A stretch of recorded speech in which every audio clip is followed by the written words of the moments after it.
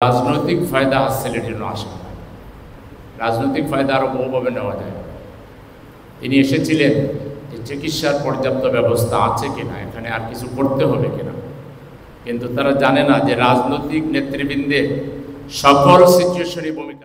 যারা মারা যায় হাদিসে আছে যে তারা শহীদের মর্যাদা লাভ করে। সেই হিসেবে যারা চলে গেছেন তাদের মা বাবা, তাদের আত্মীয় স্বজন, এই ভেবেই সান্ত্বনা পেতে হবে যে আমার সন্তান হয়তো আরও কয়েক বছর পরে মারা যেত, কিন্তু আগেই মারা গিয়েছে এবং আমার জন্য সে জান্নাতের সুপারিশ করবে। জামাতে ইসলামী মানুষের বিপদ আপদে সবসময় পাশে দাঁড়াবার চেষ্টা করেছে। বিশেষ করে জামাতের আমির ডক্টর শফিকুর রহমান সাহেব এই ব্যাপারে অগ্রণী ভূমিকা রেখেছেন। এখনও তিনি, আপনারা জানেন যে কিছুটা অসুস্থ আছেন, তারপরেও কালকে শোনার পরে তিনি কোনো রাজনৈতিক ফায়দা হাসিলের জন্য আসেন না। রাজনৈতিক ফায়দা আরও বহুভাবে নেওয়া যায়। তিনি এসেছিলেন যে চিকিৎসার পর্যাপ্ত ব্যবস্থা আছে কিনা, এখানে আর কিছু করতে হবে কিনা, কিন্তু তারা জানে না যে রাজনৈতিক নেতৃবৃন্দের সকল সিচুয়েশনই ভূমিকা রাখতে হয়। এটা ঠিক যে তাৎক্ষণিকভাবে ওখানে একটা ভিড়, এটা তো সাধারণ মানুষের ভিড় থাকে। একটা ঘটনা ঘটলে আহত পরিবারের লোকেরা, অভিভাবকরা, গার্জিয়ানরা যায় এবং যেতেই পারে, এবং সাথে অন্য মানুষেরও যায়। সেখানে রাজনৈতিক নেতৃবৃন্দ থাকলে শৃঙ্খলার জন্য এবং যে কোনো আরও দুর্ঘটনা এড়াবার জন্য এটা সহায়ক হয়। এই রাজনৈতিক জ্ঞানটা তাদের নাই। সুতরাং এই জাতীয় বাড়াবাড়িমূলক কার্যক্রম আপনারা বিগত ফ্যাসিবাদ বিরোধী আন্দোলনের যখন চূড়ান্ত পর্যায়ে ছিল, আপনারা তখন অসহায় ছিলেন। এদেশের দায়িত্বশীল রাজনৈতিক দল হিসেবে জামাত ইসলামী আমরা মানুষের বিপদের সময়, যে কোনো ধরনের বিপদের সময় মানুষের পাশে থাকি। সেই সুযোগ অনেকেই পেয়েছে। সেজন্য কথাবার্তা বলার আগে যথেষ্ট হিসাব নিকাশ করে, চিন্তা ভাবনা করে বলাটাই দায়িত্বশীলতার পরিচয়।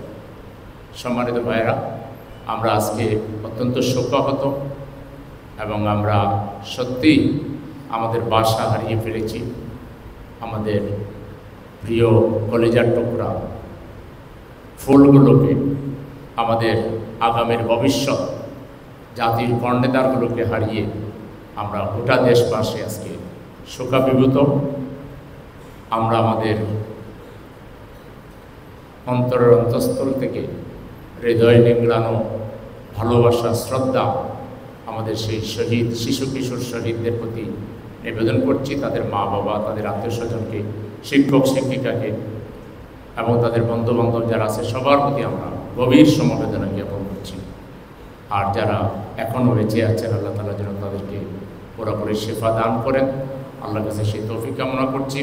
জামাত ইসলামী ঢাকা মহানগরী উত্তরের সর্বস্তরের দায়িত্বশীল এবং জনশক্তিদেরকে এই ঘটনা পুরোপুরি আমাদের শিশুরা পুরোপুরি সুস্থ না হওয়া পর্যন্ত, ঘটনার পুরোপুরি রেশ কেটে না ওঠা পর্যন্ত যে ধরনের সাহায্য সহযোগিতা দরকার, রক্ত হোক কিংবা ডাক্তার হোক, ঔষধ হোক, যে কোনো ধরনের সহযোগিতা করার জন্য 100% আমাদেরকে প্রস্তুত থাকতে হবে এবং আমাদেরকে মানবতার কল্যাণে, বিশেষ করে বিপদগ্রস্ত দুর্ঘটনার শিকার আমাদের এই পরিবারগুলোর পাশে দাঁড়িয়ে আমাদেরকে নৈতিক শক্তি যোগাতে হবে।